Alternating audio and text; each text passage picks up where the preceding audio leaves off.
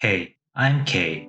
Today, let's make shrimp pajeon. Place 8 to 10 large frozen shrimp into a bowl. Pour cold water, let it sit for 5 to 10 minutes. Cut out the tail and peel the shrimp.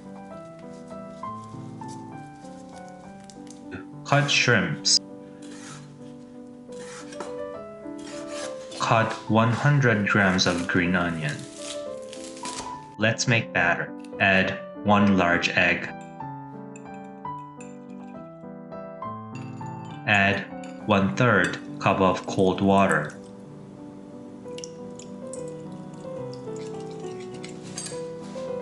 Add 4 tablespoons of all-purpose flour. Add 2 tablespoons of cornstarch. Mix well to make a batter. Add green onion and shrimps. Mix well thoroughly. Turn the stove to high heat. Add 3 tablespoons of cooking oil. Cook for 3 to 4 minutes. Let the bottom of the pajeon to harden.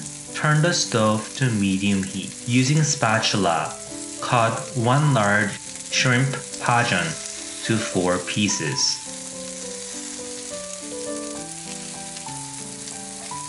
Slowly flip each pieces. Add 3 tablespoons of cooking oil. Let it cook for 4 minutes. Flip each pieces.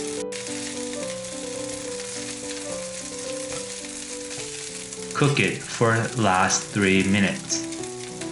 It's done. Take it out. Cut up the shrimp pajeon.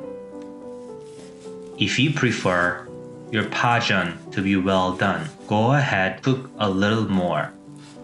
Let's make dipping sauce while the shrimp pajeon cools down. Add half tablespoon of sugar, half tablespoon of water, half tablespoon of vinegar, and half tablespoon of soy sauce. Mix well. And enjoy your shrimp pajeon.